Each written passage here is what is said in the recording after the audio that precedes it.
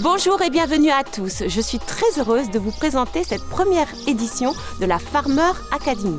Il s'agit d'un jeu qui va voir s'affronter 4 équipes constituées chacune d'un vétérinaire et d'un éleveur autour de 4 épreuves sur le thème central de la prévention des maladies respiratoires bovines.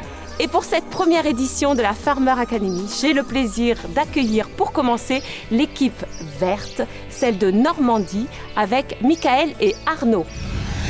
Ce que j'attends de l'expérience de la Farmer Academy, c'est de se retrouver avec l'éleveur à faire et le travail de vétérinaire et de soins, mais aussi à partager un moment de la vie du quotidien. Arnaud m'a demandé si je voulais participer à une émission, sans me donner trop de détails évidemment. J'ai accepté un peu le défi avec Arnaud parce que je lui fais confiance. Et maintenant l'équipe rouge, celle de Bourgogne, avec Christophe et Olivier. J'ai accepté de participer à Farmer Academy pour rencontrer d'autres binômes éleveurs vétérinaires et puis échanger avec eux de leurs expériences pour que ça soit aussi profitable chez nous. Je dirais que mes attentes, ça serait peut-être partager des idées avec d'autres éleveurs, puisque bon, on apprend tous les jours. Peut-être que des autres éleveurs ont des autres pratiques qu'on peut mettre à profit. Je suis très joueur dans l'âme et j'ai même plutôt l'esprit de compétition, donc j'espère pas être trop déçu à l'issue de ce jeu. Et maintenant l'équipe bleue, celle de l'Aveyron, avec Romain et Edwin. Alors j'ai accepté de participer à la Farmer Academy, avant tout pour connaître une expérience différente du quotidien. C'est d'abord Edwin, mon vétérinaire, qui m'a proposé. Et sur le premier abord, j'ai refusé. J'aime pas trop me mettre en avant. Donc je préfère être derrière, faire mon petit train, on va dire. Finalement, j'ai dit bon, je le fais parce que j'ai confiance en toi et l'aventure fera que j'apprendrai des choses aussi. Et pour finir, accueillons l'équipe violette, celle du Limousin, avec Paul et Philippe. Je trouve le principe de la Farmer Academy original. C'est la première fois qu'on me propose ce genre de choses. Je ne sais pas comment je vais traverser cette épreuve. Je pense que Paul, le connaissant un petit peu, va être relativement mal à l'aise. Qu'il l'ait accepté, c'est courageux de sa part. J'ai pour politique de dire vivons bien, vivons cachés. Je participe à ce jeu parce que j'aimerais déjà faire passer un message et puis bien sûr découvrir le jeu, quoi. Les équipes vont être notées par un jury constitué de 2 vétérinaires. Tout d'abord, le docteur Stéphanie Bernheim. Bonjour. Bonjour Laetitia. Stéphanie est responsable vétérinaire nationale pour le laboratoire Zoetis.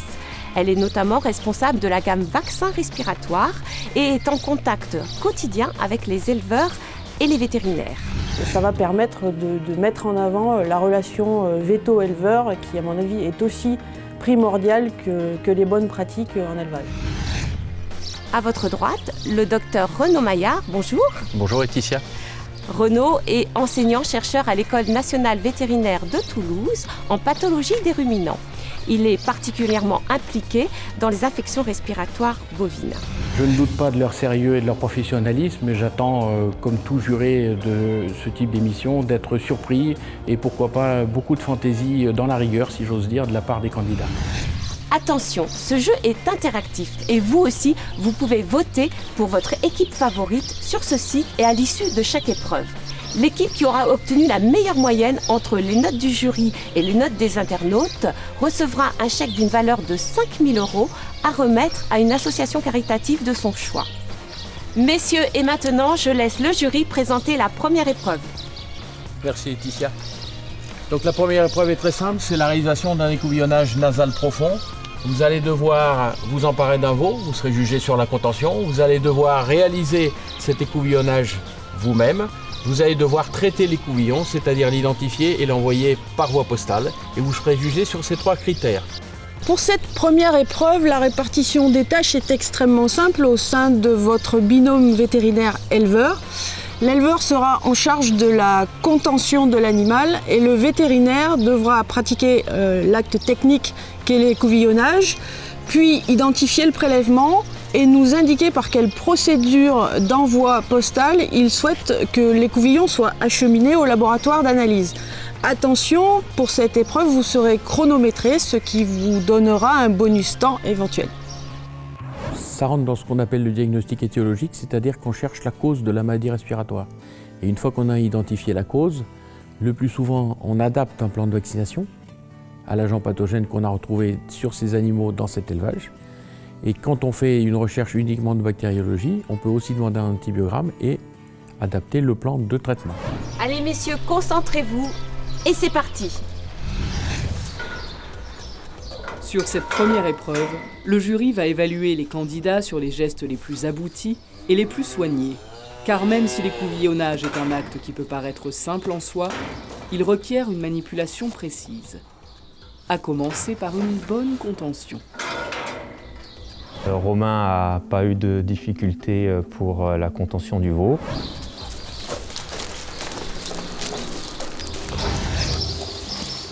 Une fois l'animal maîtrisé, les naseaux doivent être préalablement nettoyés. L'écouvillon, quant à lui, doit être stérile et atteindre la rosée sanguine du veau. On l'a déjà fait chez toi, non? Non. Non, je découvre. C'est vrai? Ouais. Erreur. C'est la cata. En faisant tomber son écouvillon, Philippe risque d'en altérer la stérilité. Je me suis un petit peu rétamé sur la contention moi, de l'écouvillon parce que j'ai trop de poches et il a chu. Donc l'équipe a été sympa et m'en a donné un second. Même si je leur demanderais la plus grande indulgence, étant donné que pour moi il n'était pas souillé, donc toujours utilisable. Certains individus ont deux mains gauches et il y a des jours où on laisse tous tomber un biscuit, une tasse de café et tout. Et là, un des intervenants, l'équipe violette pour ne pas la citer, a laissé tomber son écouvillon, ce qui n'était pas pénalisable en soi puisque l'écouvillon n'était pas décapsulé, débouchonné, donc il n'était pas contaminé par la litière. C'est simplement une maladresse que nous avons très peu sanctionnée. Olivier opte pour une contention efficace, qui semble convaincre rapidement le veau. Tu le tiens bien? Ouais, c'est bon. Alors, il n'a pas eu le choix, on l'a emmené. Non, ça a été. Un veau un peu plus farouche pour Michael et Arnaud. C'est bon, bouge pas. L'équipe est la seule à prendre la température du veau et donc à s'assurer qu'il est en hyperthermie. Ouais, il est bon à prélever. Ici, c'est rien, quoi. À côté de la théorie américaine, c'est 2 fois pire, quoi. Donc voilà, donc un petit veau à contentionner, c'était 2 fois rien. Geste assuré, précis et efficace, ça s'annonce bien parti pour les Verts. Tu le tiens bien? Ouais, c'est bon. Pour atteindre la rosée sanguine, il faut gratter en moyenne 10 secondes. Tu es gentil. Gentil loulou. C'est bon. Pour l'épreuve de l'écouvillon, on s'était entraîné pendant 2 jours, mais alors c'est pas drôle, hein. Nickel, nickel. Non, très bien. Alors, tu vas me le tenir, voilà, bien la tête. Voyons maintenant ce que les bleus ont dans le ventre. Hop, si on ne bouge pas.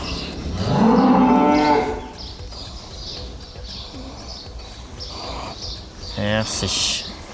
On essaye toujours de le faire au mieux pour que le résultat d'analyse soit le plus fiable possible. Après, parfois, je pense que des petites erreurs peuvent se présenter avec la force de l'habitude. Allez, on va prendre le numéro. N'oubliez pas, le but est de ramener des cellules et non pas un peu de mucus dans lequel baignent des bactéries qui ne seront pas forcément pathogènes. La rosée sanguine avant tout. Un écouvillon légèrement coloré est signe d'un bon prélèvement. Pour cela, il ne faut pas hésiter à prendre son temps. La précipitation est un risque de n'avoir pas assez de cellules sur l'écouvillon. Ça s'est pas mal passé, écouvillonnage efficace, je pense de qualité correcte. Et je vous avouerai que c'était la première fois que je faisais ça. Une fois prélevé, l'échantillon doit être identifié et envoyé au laboratoire d'analyse dans les 24 heures, sous couvert du froid positif ou congelé en l'état, pour un envoi ultérieur respectant également la chaîne du froid. Mais voyons si nos candidats s'en souviennent. Tu nous dis juste ce que tu comptes faire de cet écouvillon? L'acheminement doit être rapide et généralement on a du mal à faire en sorte que le prélèvement arrive en temps et en heure au labo. Froid positif, acheminement le plus rapide possible, dans les 12 heures, donc généralement privilégie le matin et que l'éleveur l'amène directement au labo, parce que nous, on n'a pas de navette. Froid positif. Et tu fais chercher quoi? C'est plutôt ciblé virus, étant donné que les cordées nasaux, en fait, les voies aériennes supérieures, hébergent des bactéries de manière normale. Donc faire de la bactério sur des couvillons, c'est une connerie, parce que tu peux avoir des bactéries non pathogènes.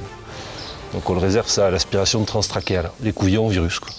Quelle technique d'analyse tu... Plutôt une PCR. Plutôt PCR. Une PCR.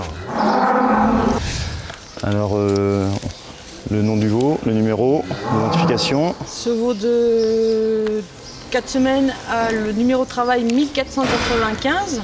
Ouais. Il appartient au GAEC Farmer. Oui.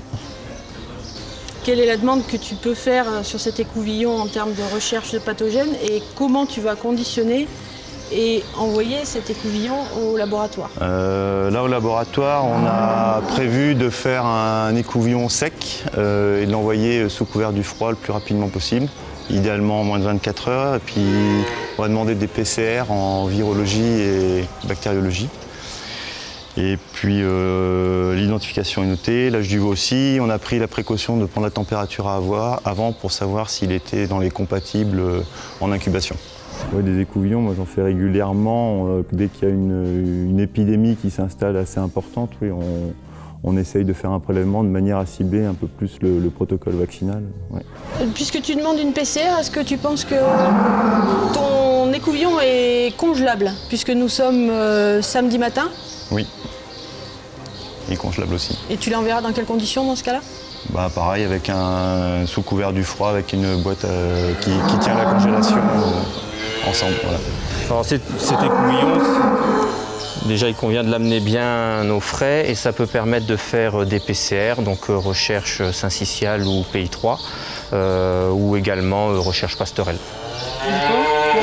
Plus précisément, dans quelles conditions tu l'envoies? Ça nous arrive de pouvoir l'envoyer uniquement en frais quand ça part au laboratoire départemental. Sinon, on peut aussi le congeler si il faut le conserver avant de l'envoyer, pas trop longtemps. Et sinon, oui, dans tous les cas, on l'envoie sous couvert du froid. C'est une technique qu'on fait que depuis quelques années. Et c'est vrai que depuis quelques années, chez Romain, on n'est pas trop embêté pour ça, donc on ne l'a jamais pratiqué, effectivement. Le veau, tu le ramènes? Attends, ton numéro. Le veau a le numéro de travail 2015. C'est le GAEC Farmer. Le veau n'a pas souffert, c'est ça l'essentiel, et le prélèvement, a priori, était de qualité, donc il pourra être analysé. On l'a laissé, il était bien. Voilà. On l'a laissé, ça allait. Sur cet écouvillon, je vais demander préférentiellement une recherche de virus, virus respiratoire syncytial bovin par influenza 3. Voilà. Je vais conditionner cet écouvillon sous du froid positif entre 2 et 4 degrés si je suis sûr que l'écouvillon arrivera au laboratoire dans un délai de 48 heures, 3 jours. Si je pense que le délai ne pourra pas être respecté, je vais l'acheminer sous un froid négatif. Tous les vétérinaires ne pratiquent pas l'écouvillonnage nasal profond parce qu'on a tous des habitudes, certains n'ont pas encore celle-là. Nos équipes ont fait un sans faute dans les questions. Mais toutes n'ont pas fait correctement le prélèvement. Je sais bien que c'est une épreuve simulée, mais ils écouvillonnent très vite. Ils ont gagné quasiment une seconde par rapport aux autres.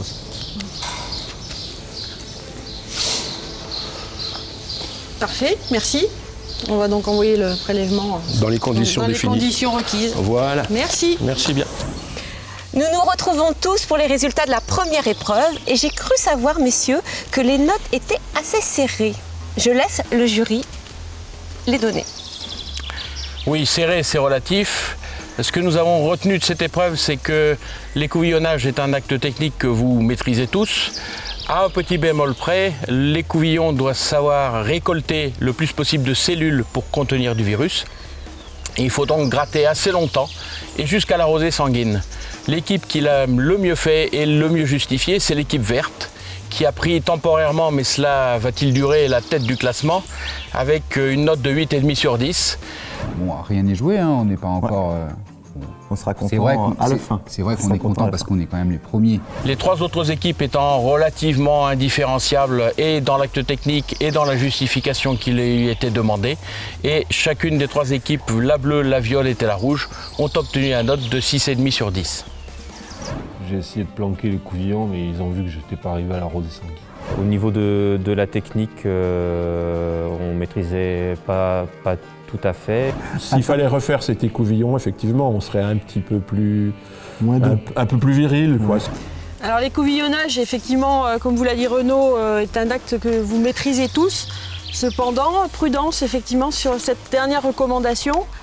Pensez bien à récolter suffisamment de cellules pour arriver à avoir des résultats d'analyse satisfaisants et au-delà de ça, arriver à élaborer des plans de prévention cohérents en rapport avec les résultats que vous pourrez obtenir.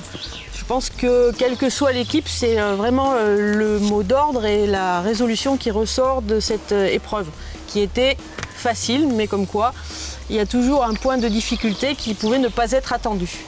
Oui, mais nous c'est vrai qu'on avait décidé d'essayer de faire le maximum parce que pour notre association, parce que ça nous tient à cœur, voilà. Mais après, on a eu un peu de chance et puis les résultats sont serrés quand même. J'ai pas insisté assez, j'en ai jamais fait, c'est la première fois que je le faisais. C'est facile à faire, certes, et je savais pas à quel moment il fallait arrêter, quoi. Ouais, je reconnais mon ignorance. Au niveau de l'écouvillonnage, insister un petit peu plus pour donc récupérer un petit peu plus de matériel biologique. Alors si je dois modifier, oui, c'est ce que je viens un petit peu de dire, c'est prendre le temps d'examiner bien l'écouvillon une fois qu'il est ressorti des naseaux du veau pour vérifier si on a atteint justement ce degré de teinte un petit peu rosée sur le coton. Des candidats sur 2 pour la manipulation des veaux, il n'y a eu aucun problème. Les seuls problèmes qu'on a pu détecter, c'est la réalisation de l'écouvillonnage lui-même, c'est-à-dire que beaucoup ont été trop rapides. Un écouvillon nasal profond, c'est environ 10 secondes. C'est la rosée sanguine, puisque le but du jeu, c'est de ramener des cellules et non pas juste un peu de mucus dans lequel baignent quelques bactéries, d'ailleurs pas forcément pathogènes. Donc c'est ce qu'on a essayé de valoriser chez ceux qui ont réussi et de sanctionner relativement chez ceux qui ont fait moins bien. Récapitulons les scores pour cette première épreuve. En tête, l'équipe d'Arnaud et Michael avec 8,5 sur 10, suivie des 3 autres équipes qui, elles, obtiennent toutes un 6,5 sur 10. Courage, messieurs, rien n'est encore joué. Merci de nous avoir suivis sur cette première épreuve. Je vous rappelle que vous aussi, vous pouvez voter pour votre équipe préférée. La note compte à 50% sur la note globale. Je vous donne dès à présent rendez-vous pour la 2e épreuve de la Farmer Academy la semaine prochaine. D'ici là, ciao!